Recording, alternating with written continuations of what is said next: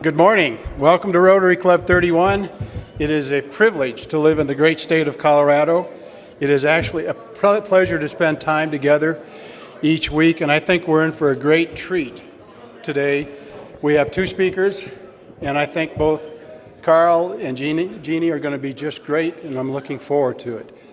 Will you join me in the Pledge of Allegiance, please?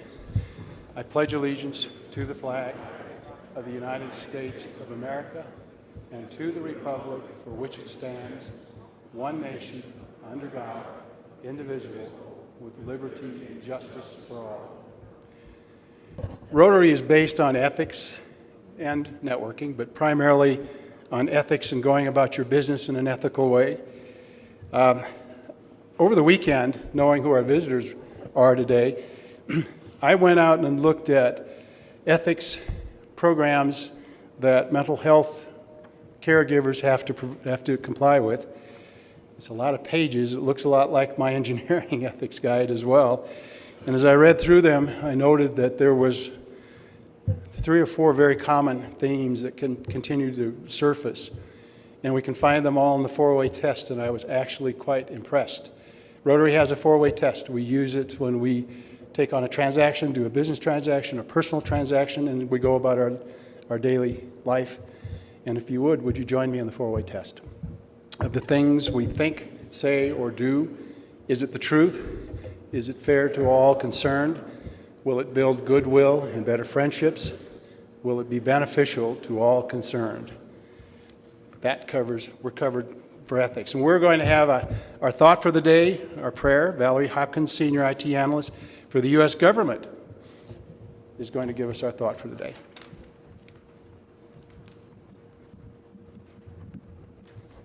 I promise I plan to be something positive rather than talk about the sequester, which is just a big downer to everyone, right?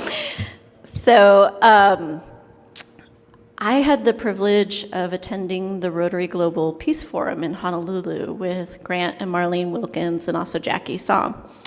And as part of that, we got to meet some fabulous Rotarians around the world and also interactors who are doing really cool projects to advance the cause of peace. And as part of that forum, we had a keynote speaker, Aung San Suu Kyi, who was a Nobel Peace Prize winner in 1991.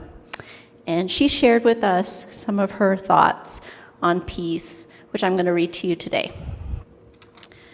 The peace of our world is indivisible.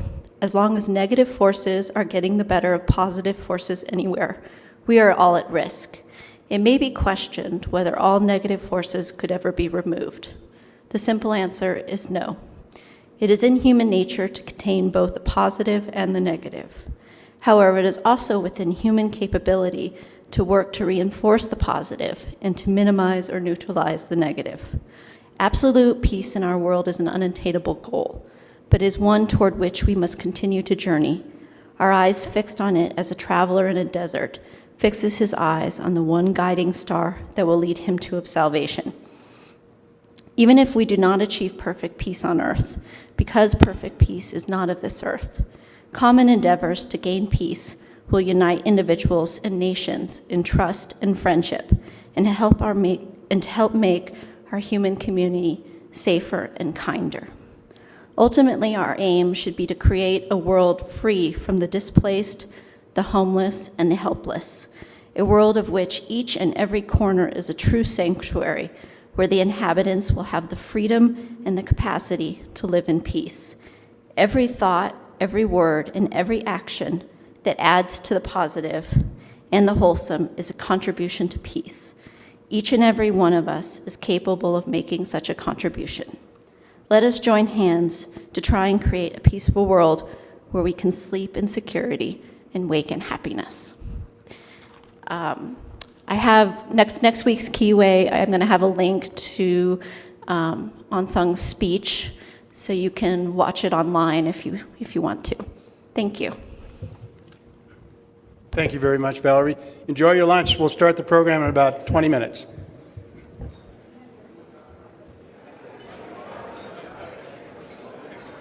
would like to do that.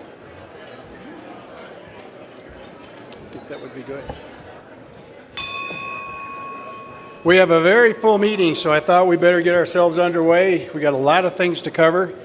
First up, we have our secretary's report. Nancy Austin, broker associate with Porchlight Real Estate, is going to catch us up on what's going on in the world. Nancy. That's okay. Thank you, President Jim. Welcome, everybody. We're happy to have you here today. We have several guests. Jerry Middle brought his sister and brother, I believe, Marcia Middle and Dennis Middle. Thanks for joining us.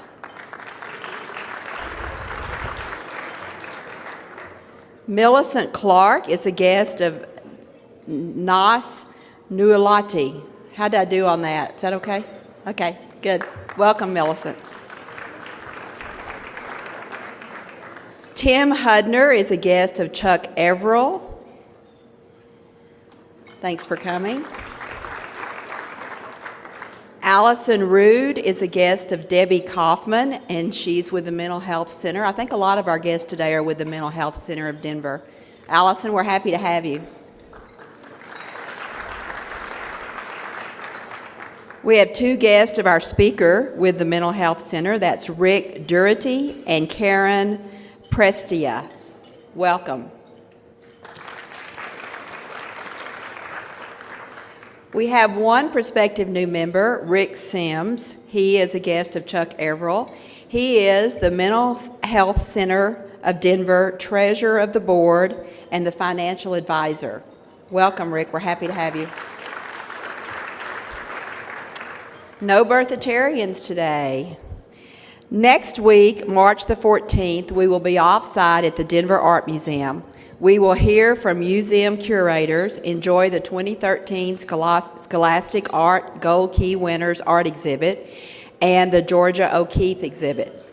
Registrations are required by tomorrow for you to attend. Please see Darlene at the door if you have any questions. Okay, a joke was shared with me by a fellow Rotarian. So, Tom, here we go. He assured me that I could deliver this joke without blushing, so let's see. I tried it out on my dad, but it was over the phone, but I know I was blushing. A man was watching the Animal Planet on his new big screen TV.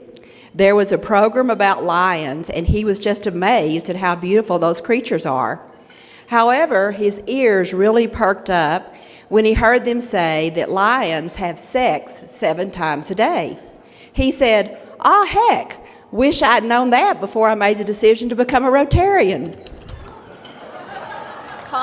Compliments of my friend Tom. You did well. You did very well. One of the things we promoted this year aggressively is networking, because Rotary, you network. That's what it's about. It's the basis, besides the ethics, the programs, it's networking. And Will Snyder's done just a knockout job of addressing networking each week and a little different look at it. Will is our Sergeant at Arms, a Trust and Investment Officer with Core First. Will. Thank you, President Jim.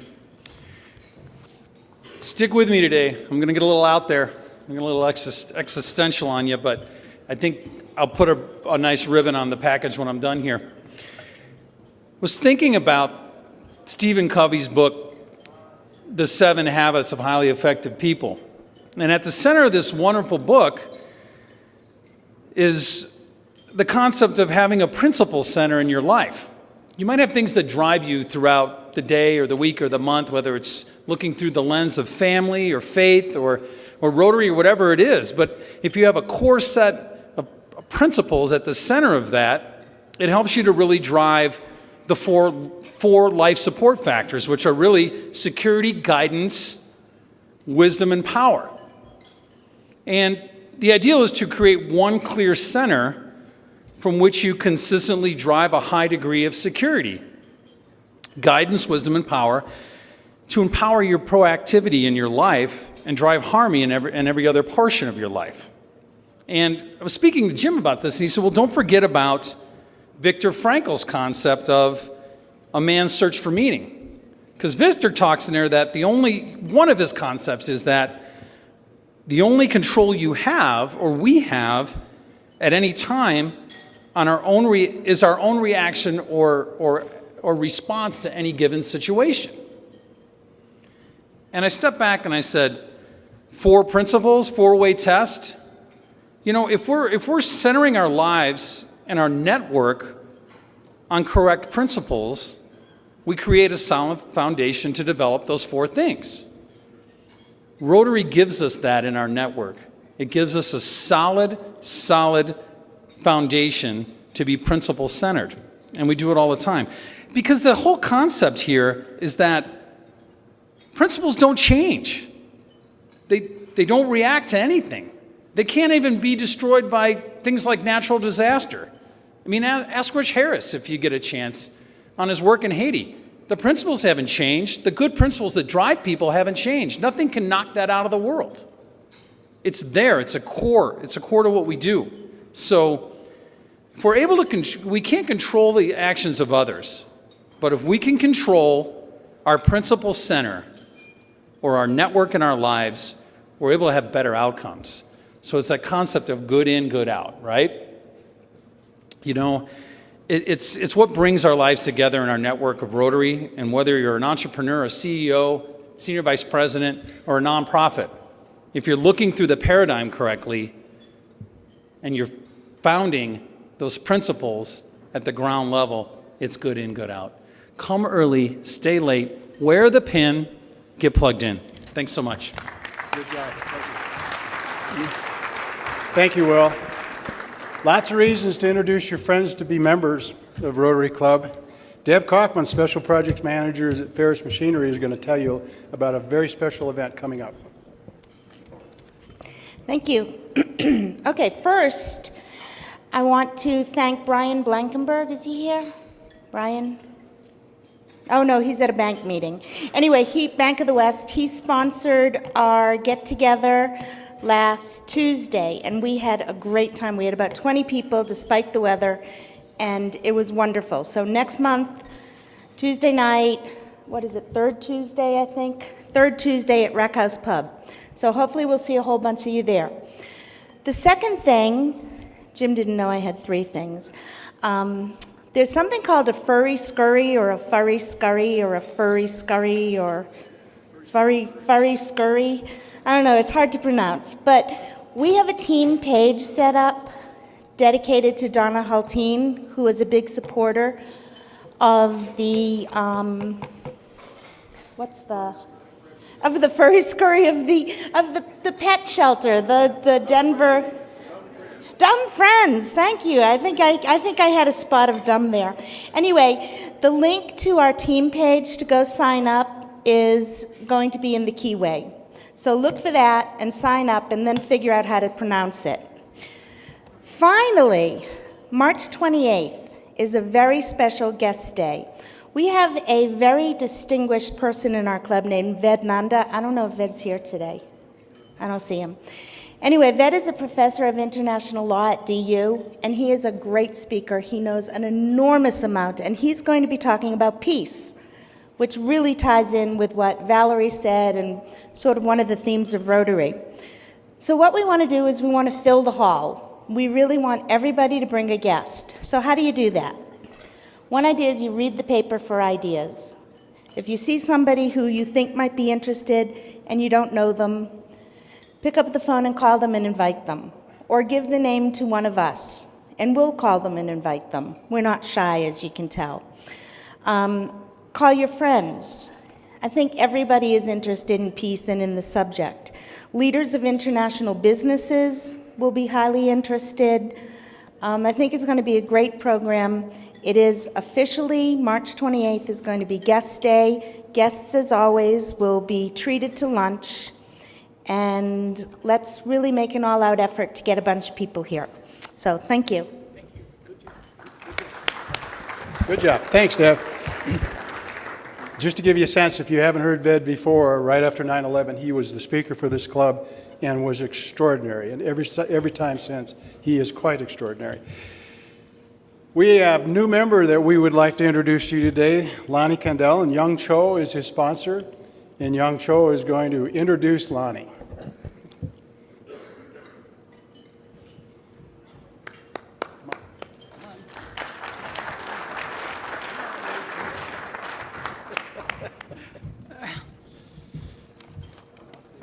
I have to speak English again? I'm a trouble. Stand up. Good. I am pleased to introduce Mr. Lonnie Kendall. He joined the Obama Asset Management Company in 2008 as vice president, opening their Denver office in Cherry Creek. Before that, he worked at Janus Capital in Denver for 15 years. He went to the Potomac High School in Arvada. He graduated from University of Colorado, majoring finance and marketing. Ronnie has been married to his wonderful wife, Jennifer, since 1995. He has two sons, George and William. Ronnie grew up here in Denver and loved the Western style. He says his hobbies are hiking, camping, fishing, golfing, and skiing. Please welcome to Ronnie to our club.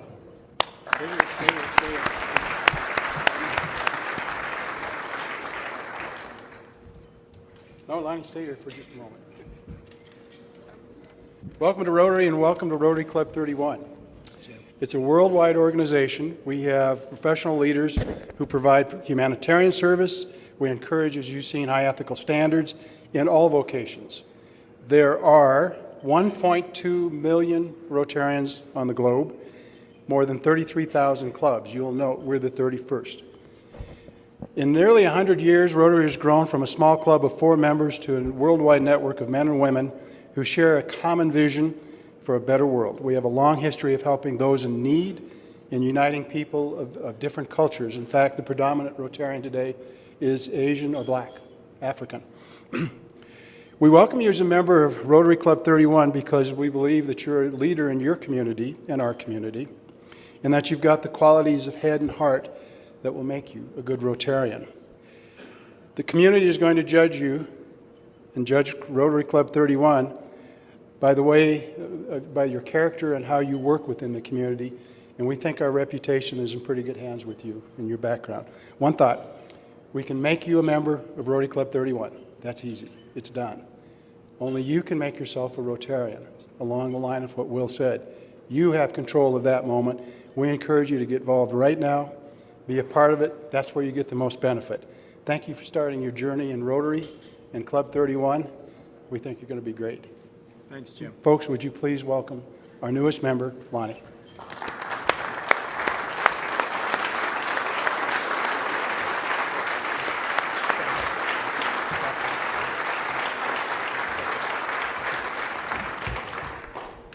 Young show, I understood every word. Thank you.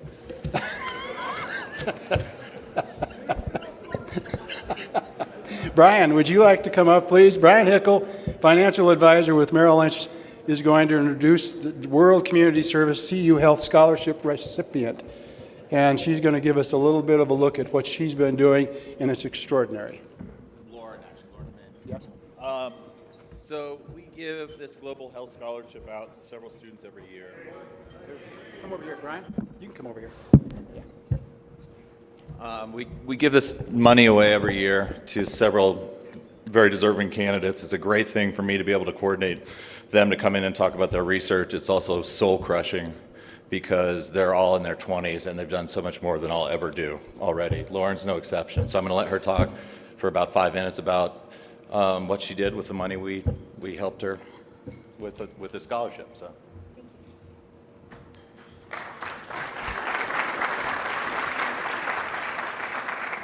So I just brought a couple of slides because I think pictures always say it best. So my name is Lauren Maynor. I am a second-year medical student at CU. I worked with Darren Oblobi, who's a fourth year.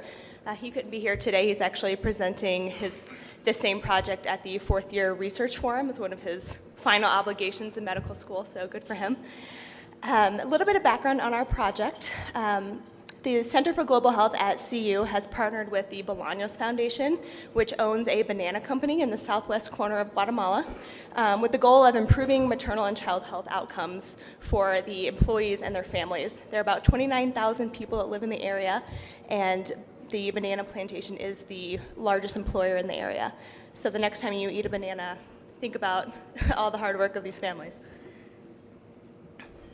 So just a quick little bit about our project. So Darren and I wanted to gather a bit more baseline data on this population. Who are we working with? What are their needs? Where to prioritize our efforts first?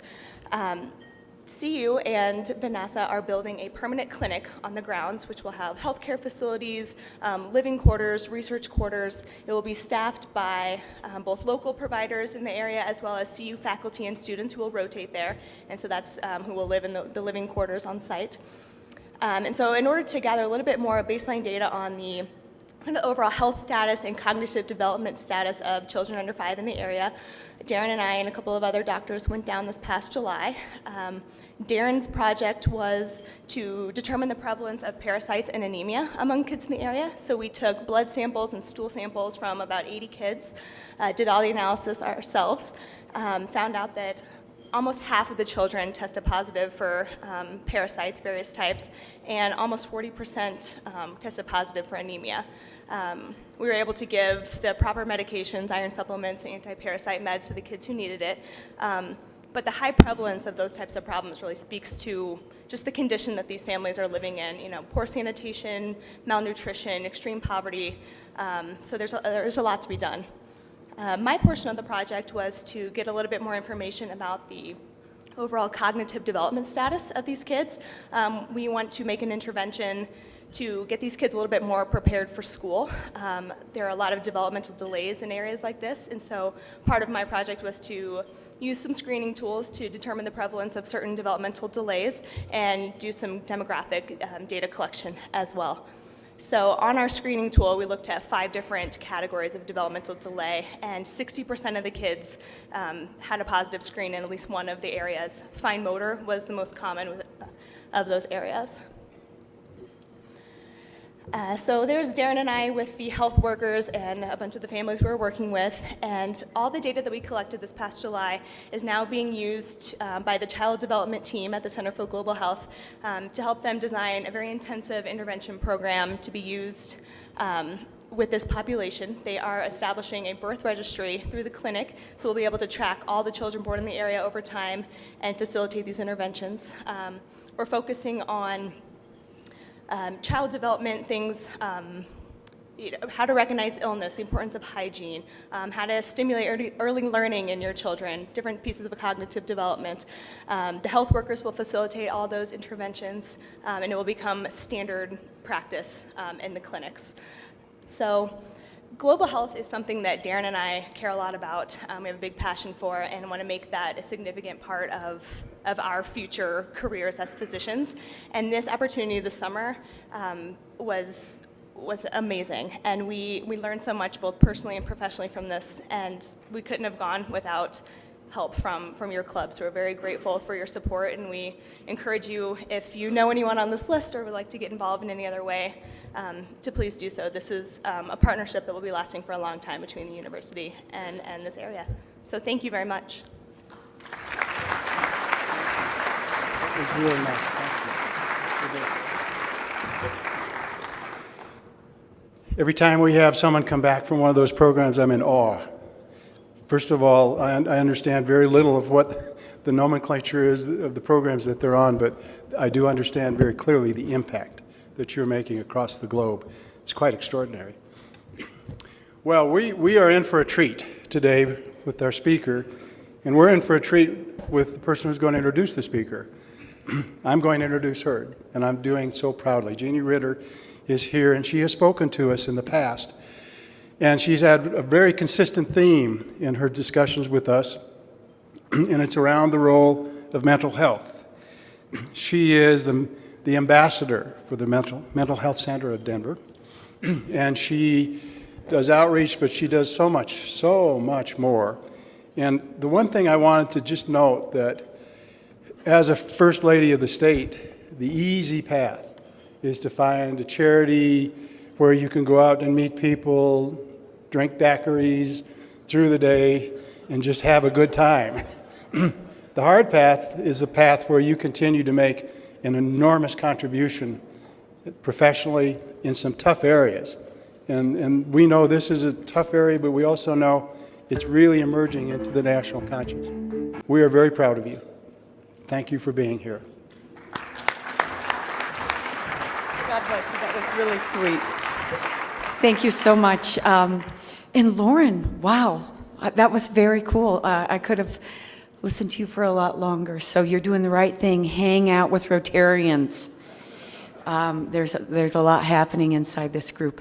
Really pleased to be here today, and I want to start by really thanking Tom Bass, who is a member here at Club 31 and really has worked hard since he got on board at the Mental Health Center of Denver some years ago to make sure this conversation happened. So, Tom, thanks so much for being diligent and really bringing this topic to the Rotary here. Fantastic leadership.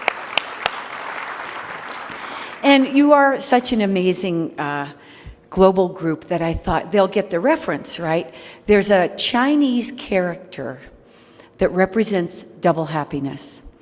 And I thought that's what I'm experiencing today, because it's really amazing to be standing in front of Club 31 and know the impact that Rotarians have had for 100 years here in Denver, in our community, indeed our state, and of course across the world. So I just that makes me very proud just to be here with you today and know the intersections that you've had in so many places that we care about.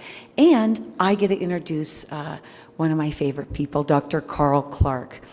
When I, as Jim said, when I was First Lady, I came out on behalf of mental health, and it is not an exaggeration to say I had Carl Clark on speed dial, because I should make it clear, it's not my area of expertise. I came out really as an advocate, and I could call Dr. Clark and say, so help me understand, can we prevent mental illness? And he would say, now, Jeannie, let's think about this, and he'd walk me through. And then I'd put lipstick on and go somewhere and speak about it. So he was just such a remarkable resource for me, but also I want to make sure folks know that for nearly a quarter of a century, he has been driving this issue, really informing the conversation on mental health, not only in our community. He represents the largest mental health center in Colorado, but also Dr. Clark, I'm proud to say, is the head of our national board. So he takes our best practices and what we're doing right here in Colorado and helps the nation know how we can live in hope around mental health. So I present to you Club 31, Dr. Carl Clark.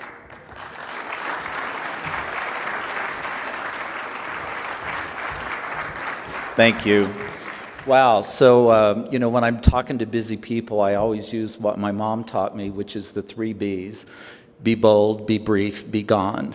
So we will stop on time, but there is a lot to talk about. And one of the things about why I was excited to talk to you has to do with the 2 ways that people live in our community.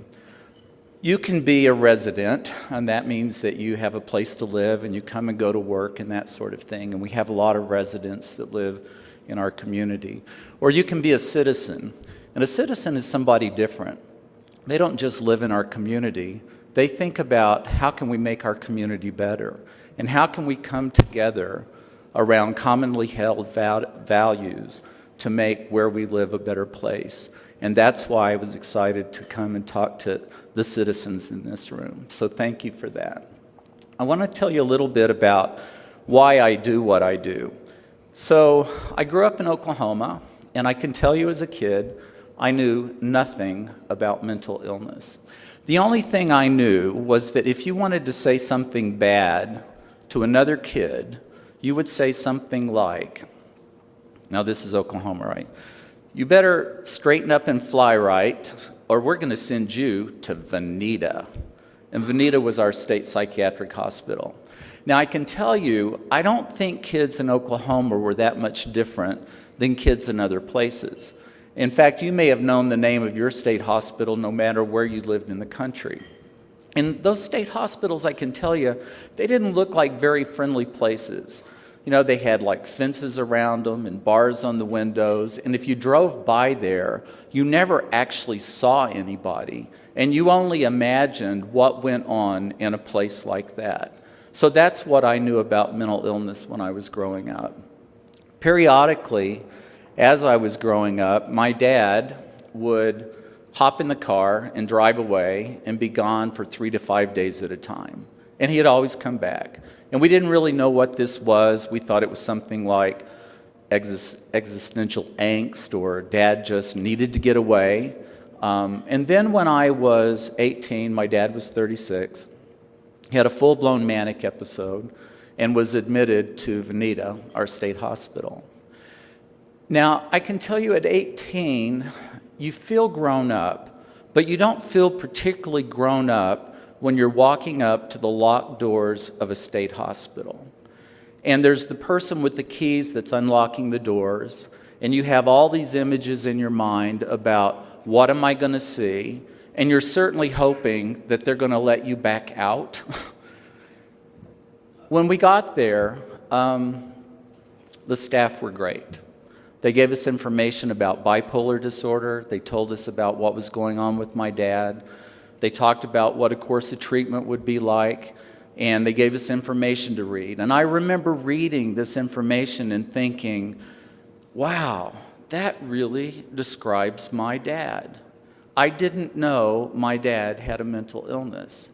I thought all dads were full of abundant energy, and that's just what dads did. So my dad had a pretty typical course.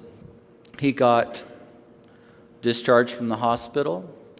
This was all a big mistake. He didn't have a mental illness. He didn't need those medications. They didn't know what they were talking about. And my dad got ill again and went back to the hospital.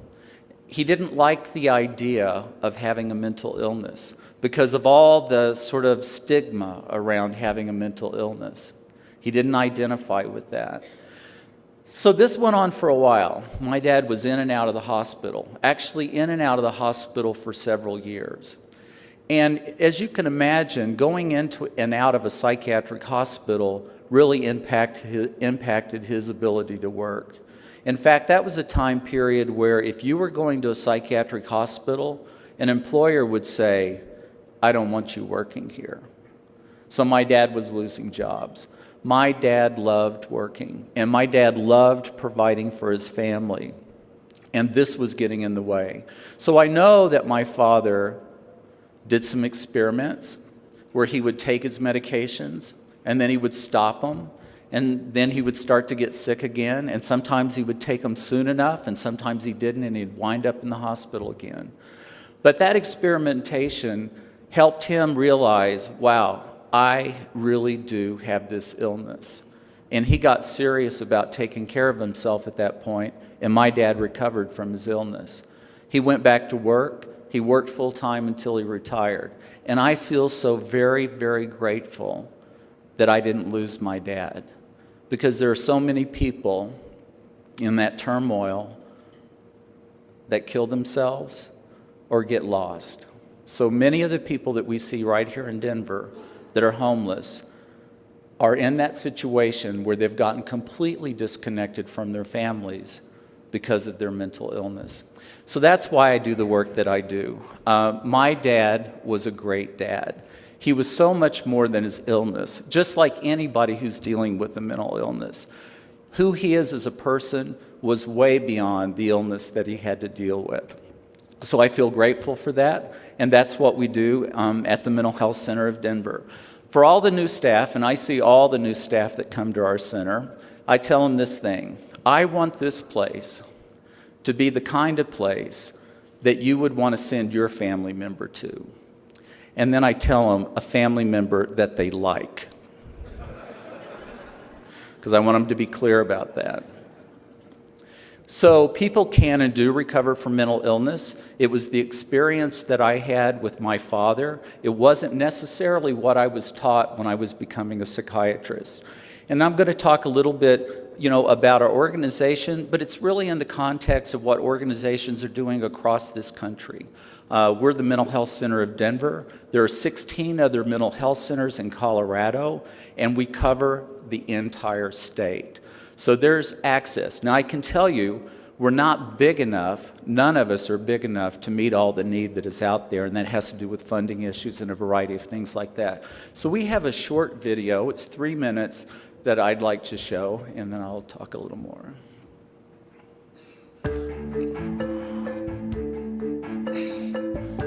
Chances are, you know someone with mental illness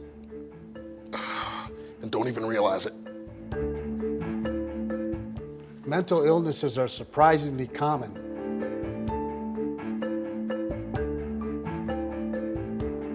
Mental health problems affect 1 in 5 people. And many families. Mental illnesses don't discriminate. They affect people from all walks of life, regardless of age, race, education, or income. We are sons, Daughters. Uncles. Aunts. And kids. Nearly 10% of our kids experience a serious emotional disturbance in any given year. Typically, they are young people in their most formative years, ages 16 to 25. Do you think people with mental illness can't string a coherent sentence together? That they're dangerous? Or can't hold a job? The fact is, the number of us returning to school, receiving diplomas, going back to work, and getting better every day, is at an all-time high. Last year, the Mental Health Center of Denver got more people back to work than any other center in the country. And in reality, individuals with mental illness are no more prone to violence than anyone, and in fact, are more likely to be the victims of violence. most people think mental illness doesn't affect them. Yet 1 in 5 in our community will need mental health treatment in their lifetime. So if you know someone struggling with depression, or living alone and afraid to leave the house, you are affected by mental illness. With 1 in 5 people in our community affected by mental illness, the Mental Health Center of Denver's focus on recovery in adults and resilience in children is more essential now than ever. We know treatment works and helps people recover their lives. Our mission, enriching lives and minds by focusing on strengths and recovery, means along with helping people achieve better mental health, we work to strengthen families so that people of all ages can find the hope and opportunity to live happy and fulfilling lives.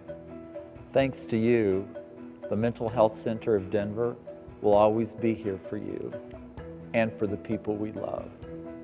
So, if you think you know what someone with mental illness looks like, think again.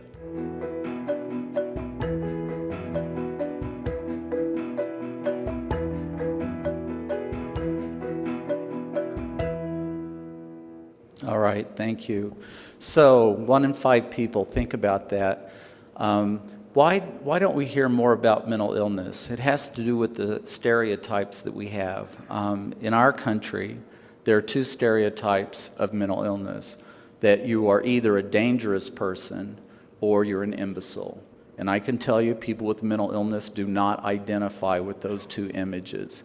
And it makes them reluctant to talk about what's going on with them. Imagine what our community could be like if it was just okay to talk about mental illness. Now, I talk to a lot of people and they'll say, well, you know, I don't even know how to do that. I wouldn't know how to say something to somebody, so I'm going to give you just some really simple things. Our healthcare system has a way of making people feel bad about the illnesses that they have. So if you go see a doc, what did they usually say? They say something along the lines of, what's wrong with you? That in itself, it's like, what's wrong with me? I mean, like, what's wrong with me? So what we suggest that if you have anybody that you're concerned about, don't walk up and say, what's wrong with you? But you can easily say, what happened to you? What happened? And we find by asking people what happened to them, they're very ready to tell you what happened. So you'll have the businessman that says, the stress at work was such that I got to where I couldn't sleep at night. And then the next thing I knew, I couldn't get out of bed. And I wound up having an episode of depression. And fortunately, somebody noticed and said I should go see somebody. So when you're having a conversation with somebody, a family or a friend or somebody you know, and you say, what happened to you? And they start talking about things that you don't really know what to do, it's really easy to say, I don't know what to say about this other than I think it would be a good idea if you go see somebody. So if I had a dream, that's the kind of conversation that would be happening in our community. So I'm going to talk just a little bit about the role of trauma. And we hear a lot about traumatic events. We've had some terrible events that have happened in our community. But I want to talk about what happens with just everyday people in trauma. So in 1998, an internist at Kaiser in San Diego was helping people lose weight. And they would put a lot of effort into losing weight, and they would lose the weight, and then they would gain it back. And he was perplexed by this and was asking people, why is it you put so much energy into losing weight that you've gained it back? So they did a study with the CDC, and they started looking at health outcomes and people's life experiences. And what they uncovered was this, that children who have adverse experiences, traumatic experiences, the more that they have, the more that likely they will have bad health outcomes. So why is that? You experience some trauma, and your nervous level is kind of like higher than other people's. And you need to be able to self-soothe.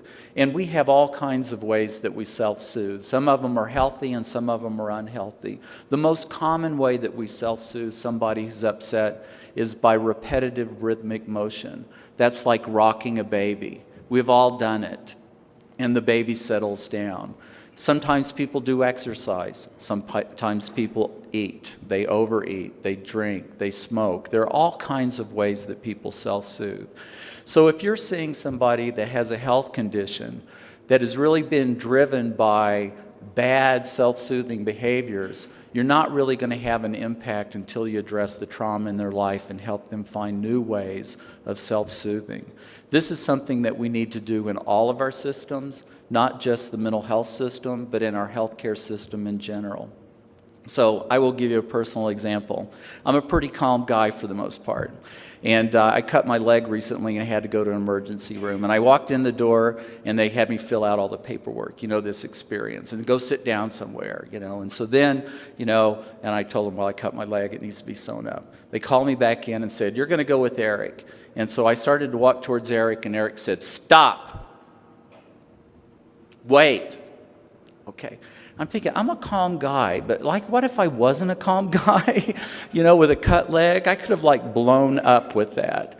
And so the thing is that how do we create environments that don't set people off? So I'll give you another example. We see this all the time. Junior high school kid in a chair like this, on two legs, rocking back and forth, repetitive rhythmic motion, right? He's self-soothing. What does the teacher say? 4 on the floor, right? And then the kid blows up in the playground, And he went from having a way of self-soothing to no way of doing it at all. So there's a lot that we can do. This thing about mental health and stress and trauma, it's not just people who wind up needing to see somebody. It can affect all of us. So the last thing that I'd like to talk about is the things that I think are really not okay in our country. And this is the big one. I know you guys talked about veterans last week. So we have veterans that are coming back from conflicts, Afghanistan and Iraq. And the signature wounds of those soldiers are post-traumatic stress disorder and traumatic brain injuries. And we as a country, I feel like, are failing our heroes by not making sure that they have access to mental health treatment. So I think it's an issue that we can do something about. I think we can make a difference. And I would just like for you to think about when you hear the stories of somebody killing themselves or somebody not doing well, that we don't say, I thought something was going on and I didn't know what to do, but that we have support as a community to say, it's time to do something about that. And I'll stop with that.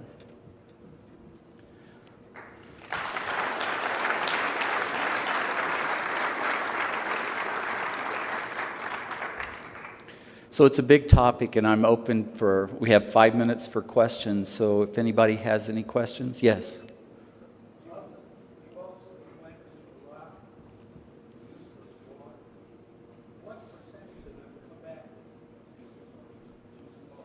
Yeah, the question is of the soldiers that go over and come back, what percentage of them have these disorders?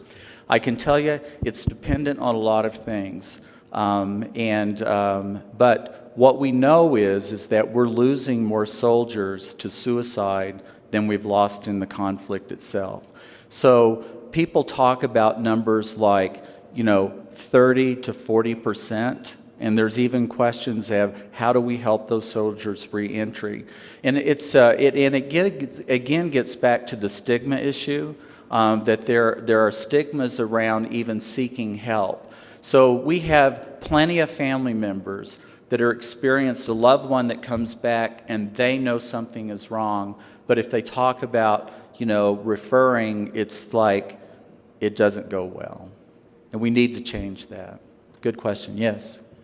Could you speak just a little bit about medication and the advancement of pills and maybe over-medicating and versus maybe just therapy? Yeah. So first of all, the good news is we know more about the brain than we've ever known in the history of the world, and that there are medical problems in the brain that medications can be very helpful with. That being said, we all know that if you only use medication and you don't address the rest of the story, the person will not do as well. And sometimes just addressing their trauma history alone may be all that somebody needs. Medicines are easy to do, and unfortunately sometimes they do get overused. Could you speak a moment to Governor Hickenlooper's suggestion that an increased access to mental health care might be the best route to reducing gun violence? Okay, well, there are a couple things. One is, if you look at mental health funding in Colorado, we're 35th in the country out of state, so we're low down there. And there is a pretty good correlation that if you don't have mental health treatment, there are bad things that can happen. Now, as far as a complete tie-in between violence and mental health treatment, there is no silver bullet here. The people that commit violence, and it was mentioned in the video, people with mental illness are no more likely to do violent things than the general population. The problem is our general population has a level of violence in it. But what we do know is that there are things that you can do that will decrease the chances that violence will happen here. It doesn't mean it won't happen at all, but it can decrease the chances it will happen here. So one of the programs that we have in Colorado, all the mental health centers in Colorado have this, is a program called Mental Health First Aid. It's an 8-hour program, used to be a 12-hour program, and it teaches just regular people how to recognize if somebody's having difficulty with the mental health issue. And not only to recognize it, but to have the tools to help that person access care. So in Colorado, we actually have more mental health first aid trainers than any other state in the country.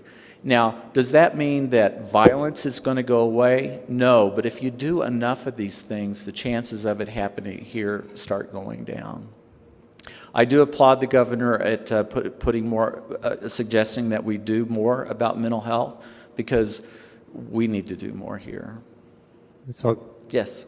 yeah, so I'm wondering if you could speak a little bit about what kind of approaches, programs, and prevention in the military. Is there a growing understanding in the military around helping people in the military up front before they get into conflict? Yes, there is, and what makes it complicated is the politics around it. So, for example, our Veterans Administration provides really great mental health care, and they are busting at the seams. And so when you look at expanding services, that's when the political battles start happening. Do you expand services for mental health, or do you expand services for cardiac disease?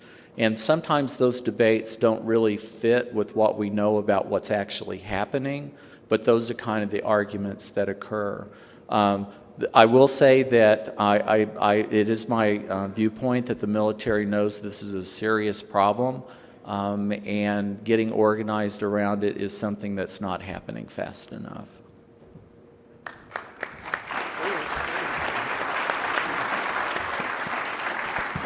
Thank you.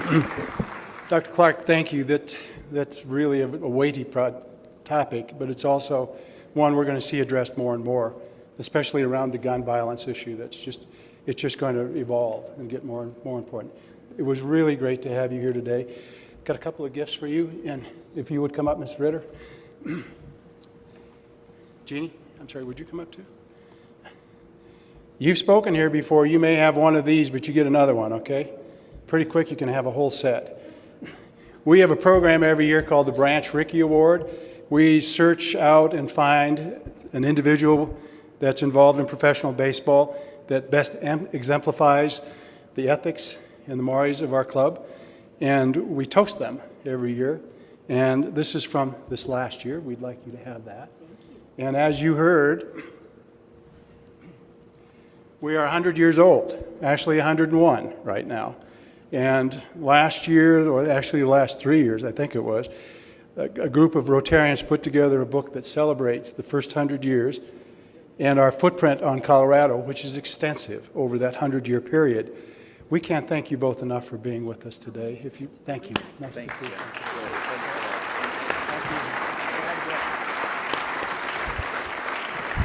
We have a couple of more minutes to talk on this topic. There are a group of Rotarians that are focused here as a working group. And Seth, would you like to take a couple of minutes and catch us up on what you guys are doing?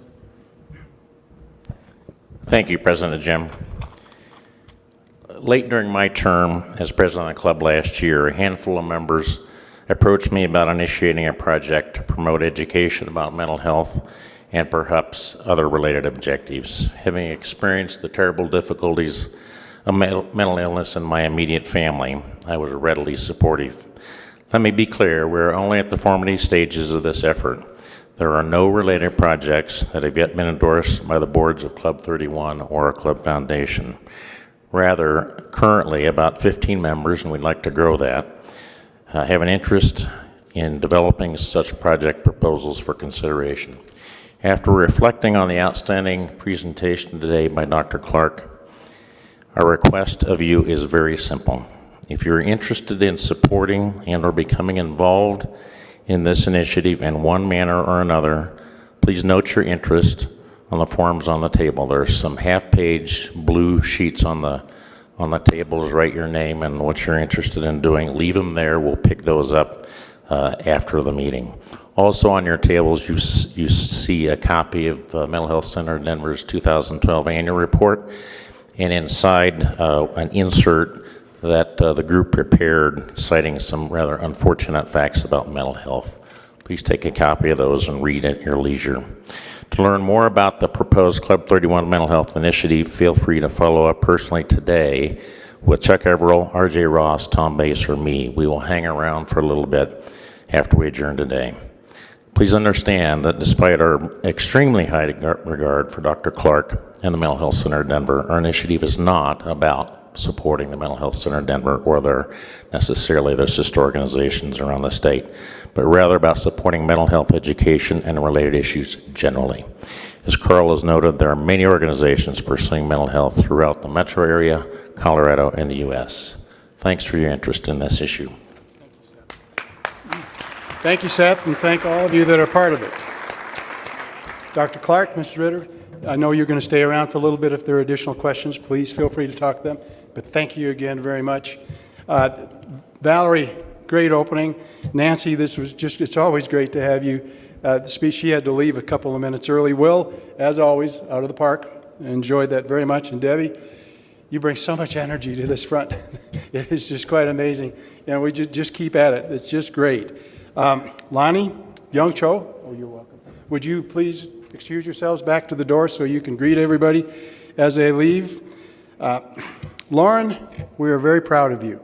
We think our money was well spent with you, and we'll just keep doing that. And thank you very much, Brian, for that. So it's been a really good meeting. Next week, we're going to be down at the museum. If you have not done that, it is extraordinary. These young artists will stand around and talk to you. They will beg you to come over and talk to them so they can talk about their art. And they are energized. The program looks to be great. Please sign up. Make sure you sign up today and come join us because it really is a lot of fun. With that, we are adjourned.